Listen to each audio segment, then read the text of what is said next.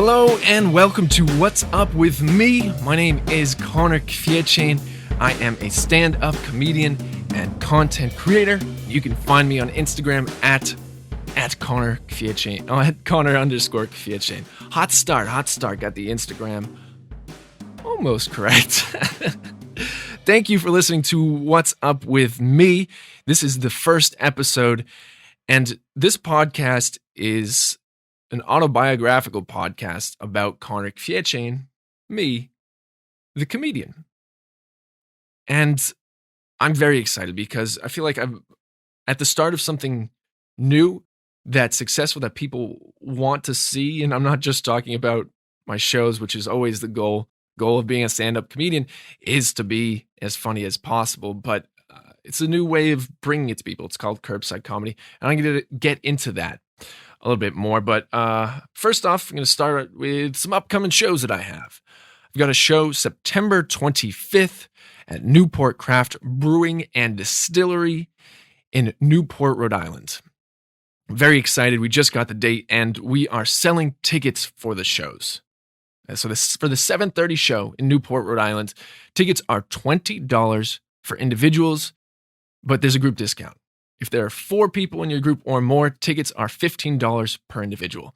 And you can head to my website, which is connorkwiecień.com, to get the link to the Eventbrite page, and then from there you can pay. It's a number of steps, but if you just want to go to eventbrite.com, you can just search Curbside Comedy at Newport Craft and get your tickets there.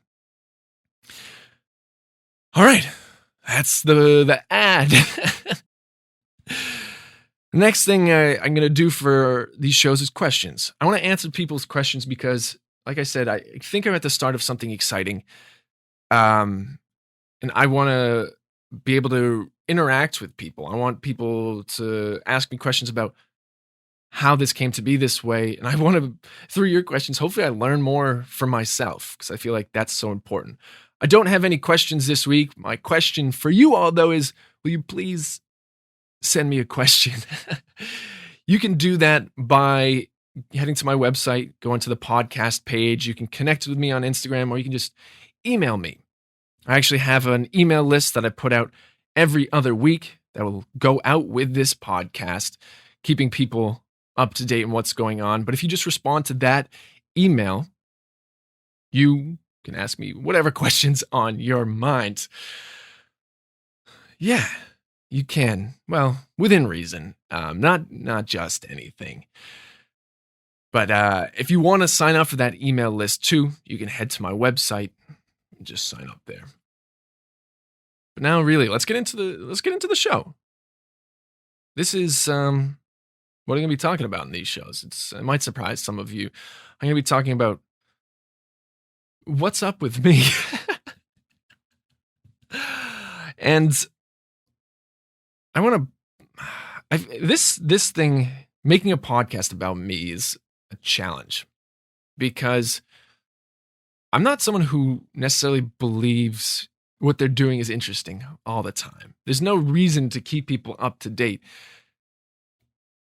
85-90% of the waking hours of my life, and I will not keep anyone up to date on me sleeping.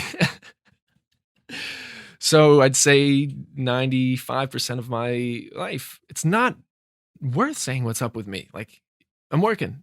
I'm trying to be creative. I'm writing. I'm trying to get stuff ready for a stage. But you don't want to see how the sausage is made. That's not the exciting part of eating a sausage. For vegetarian friends, vegan friends, you don't want to watch the broccoli grow. You want to consume the broccoli. And so I'm trying to distill what is interesting, what's going on. And I feel like something that's very, very interesting is Curbside Comedy, that thing that I'm, for lack of a better word, founding. Because Curbside Comedy is a very simple idea. With comedy, people usually go to the comedy club or the event space to see stand-up. But with Curbside Comedy, it kind of reverses it. Curbside Comedy brings the comedy to you. And the quality is New York City comedians. And I think that's very interesting because I think I said this up top, and if I didn't, I'll just say it again. Curbside Comedy has helped raise $4,000 through charity. And it was just an idea to have people enjoy a laugh. Like, it wasn't supposed to be this thing that carried on for now almost 4 months, but it has. And that is interesting. That is very, very interesting. But I still feel like Trevor and I are just scratching the surface. Like, if you think about how many comedy clubs are in the country, I don't know offhand. It's a good amount. It's a good amount. But compare that to the number of households that are interested in watching live comedy. There's a lot of them. But the issue with Curbside Comedy right now is an educational piece. I was at a show this past weekend. Wes was the host. It was up in New Hampshire. Thank you so much, Wes, for hosting a show. And he was actually in a band, and the band had a little reunion before. And I should mention, these shows, Curbside Comedy shows, are physically distant show. And physically distance is a replacement for the word social distance because we want people to be connected socially, but we want them to be apart physically so we don't continue to spread COVID-19. So we all do our part.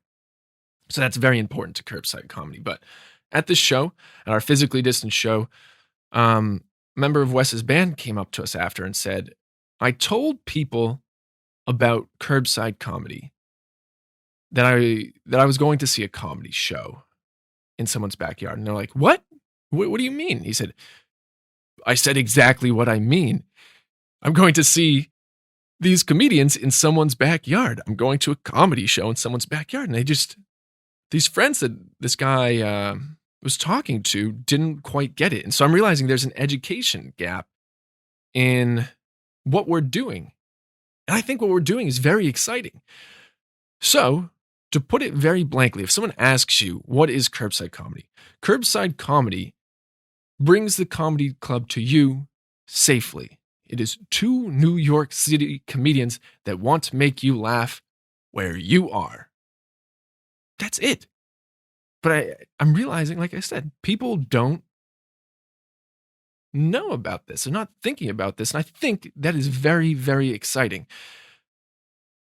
Yeah, that's it. Because, I mean, it's kind of, I've really grown to love the idea of Curbside Comedy because my philosophy with comedy is very simple. I want to make people laugh. That's it. And in order to make people laugh, you need to be where they are. And if you can find a good way to bring the laughter to where people are, why not do it? And that's what Curbside Comedy is doing. And it's just the beginning of it, too. Like, we've only done 33 private shows, backyard shows.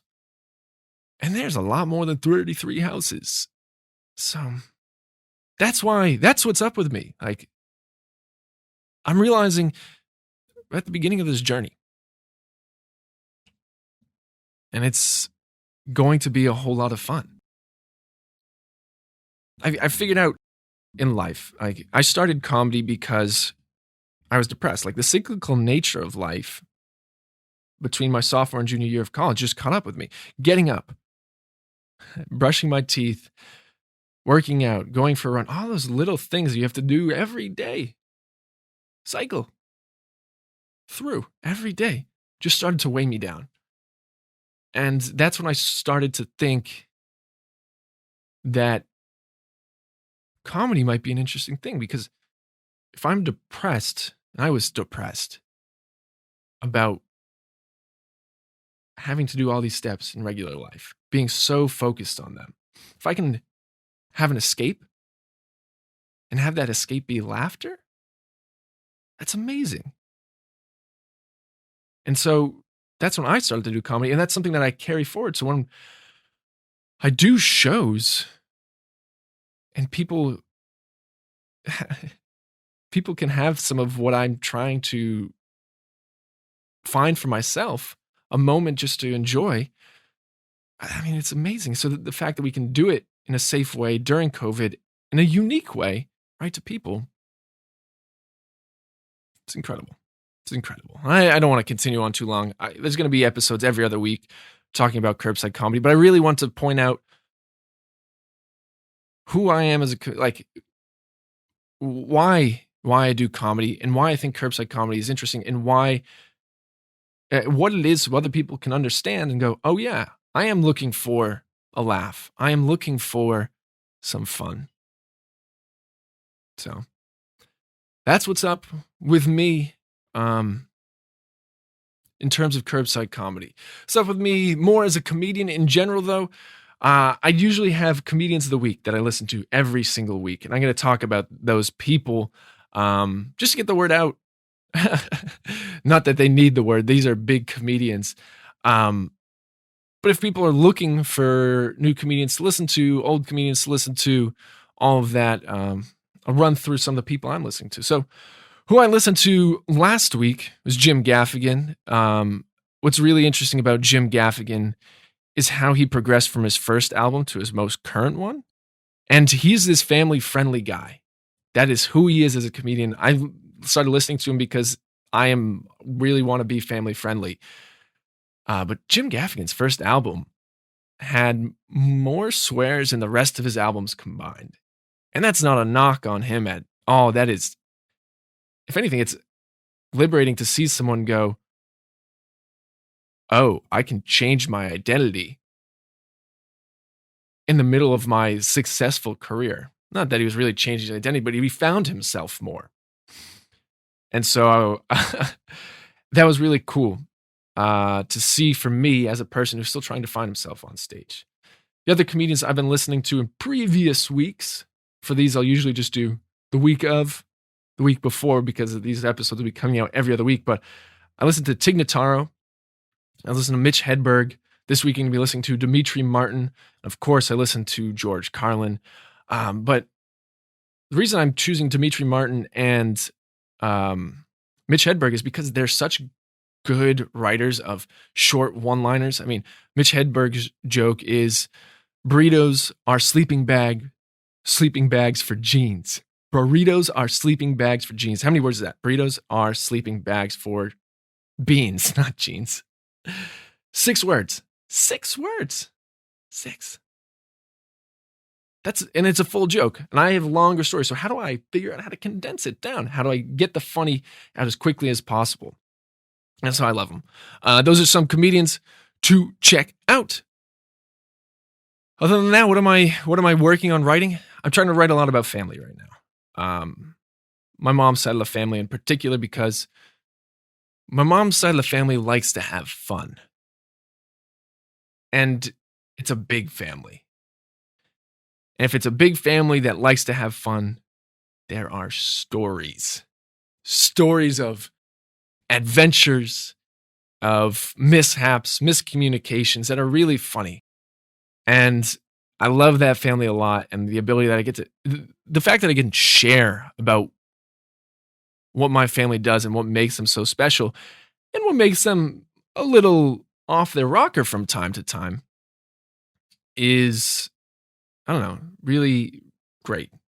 It's great because I'm actually realizing more and more as a comedian, I'm reclaiming stories of my life. I am getting to put my own stake in them, and then turn them around and make them enjoyable for other people. And family is universally relatable because we all got those people. We all have those aunts. We all have those uncles. And the fact that I can take ownership of my loving and sometimes off the rocker family hopefully connects with other people and goes, oh yeah, my family is a whole lot of fun too. Yeah. All right. That is what is up with me. I appreciate it. I appreciate you listening. The show is going to be developing. I haven't even put this thing out anywhere. Nowhere. Except for my email list. So it's going to be a slow start, and I want to figure out my voice as we go. But I'm excited to be able to share with people this story of what I'm up to in comedy.